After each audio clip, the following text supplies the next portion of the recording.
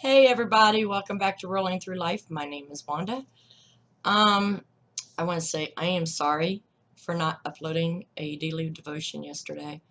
I try to record at least 2 to 3 days in advance, and I was just sick Tuesday and Wednesday, so I apologize for that. If you still want me to go ahead and record yesterday's at a later time, I will. Um, but I'm gonna just pick up today.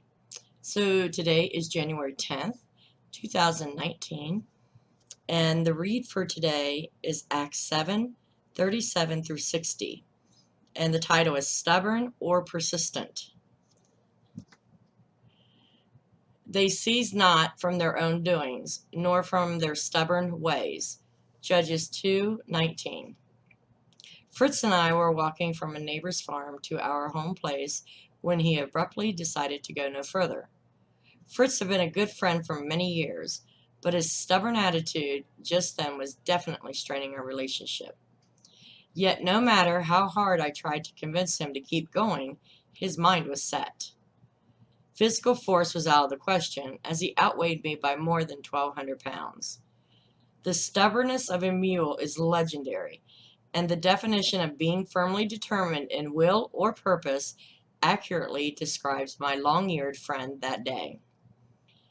As pictured in today's Bible reading, the Israelites were very similar to Fritz. They were stubborn and rebellious generation whose spirit was not steadfast unto God. Psalm 78:8.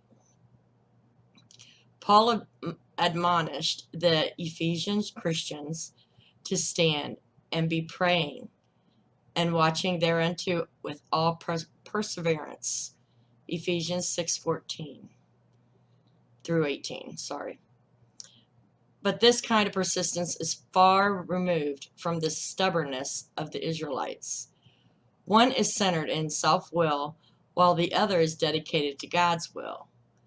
Samuel told Saul that stubbornness is as iniquity and idolatry. 1 Samuel 15:23. But Paul exhorted Timothy to continue thou in the things which thou hast learned. 2 Timothy 3:14. The difference between the two is simply which one is master, self or God. The natural bent of a mule is self-willed, just like man's. Until broken and yielded to their respective masters, both are quite useless for their intended purpose.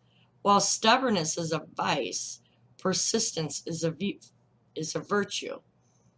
One is dedicated by self while the other is denying self.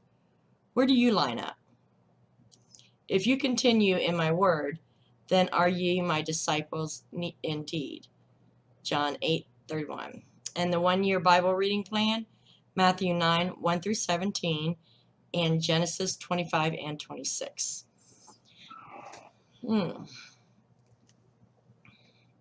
Stubborn and persistence. Yeah, I am a very stubborn person, and I know this. But sometimes it can be persistent.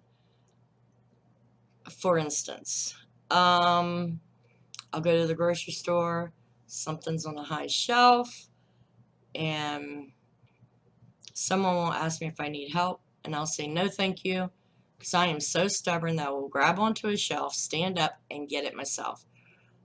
That's stubbornness. Persistent would be me going to the grocery store, wanting to get my own foods and stuff, and I do the best I can, but if I need something high off the shelf and I'm hurting that day, and someone goes, do you need help? Yes, thank you. So, I'm very persistent on living on my own, taking care of myself, but the stubborn part of me sometimes gets me in trouble, such as, I don't know, trying to walk. I am very stubborn. And that's not of God's will. We need to be persistent in doing His work, but being stubborn and not letting being stubborn and not letting new ideas come. Okay? This happens in every church. You have your older people and you have your young ones. And the young ones come up with new and fresh ideas. But the older generation's always saying, that's not how we do it. They don't even entertain new ideas to bring people into the church. So sometimes the young people went out, sometimes the old people went out. So who's persistent and who's stubborn in that scenario? The older people would be the stubborn ones, and the newer ones persistent. Sometimes they get what they want, sometimes they don't.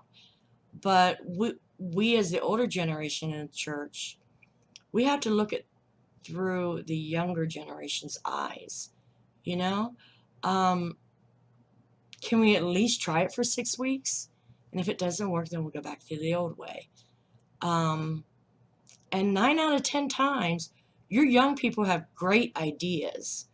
Now, we of course need to guide them in the right direction of what we can and cannot allow in the church. But once that's set, let's try to bring new ideas into the church. Be persistent. Bring new people in. Oh my goodness, the church is failing at this time of the world. There are so many churches closing down. And a lot of that's because of stubbornness, I hate to say, because the older generation doesn't like change. And if we would allow the change to a point, I think Christianity would explode. But being set in your ways, it doesn't help God's work. We are supposed to be working every single day. And when we have our stubbornness, that's not working for God. So stubbornness or persistent, where do you fall in that?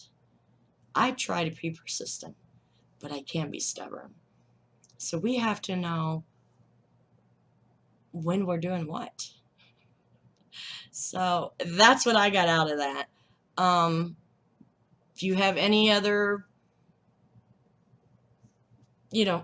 ideas of what it means to you, please put them in the comments. I love hearing what you get out of it. Because honestly, you guys have been so awesome that I'm like, yeah, that makes sense too.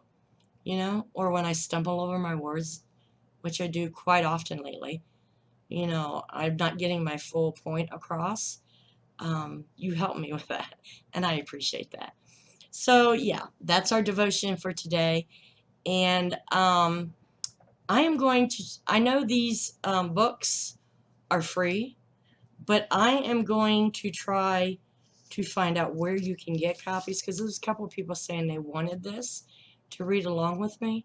So I'm going to find out and see if maybe you can order them one at a time, or if maybe I get like 10 people that want them, I can have them sent here, then I can send them to you. I'm sure I can figure a way out that I can get you, ladies and gentlemen, these devotion books. So with that, I have a meeting at church tonight that I got to get ready for. And then later tonight, I will be recording, I don't know, 2 or 3 more devotions. That way, I'm on point again. So that's what I have to do. So I'll see you guys tomorrow. Have a blessed day. Bye.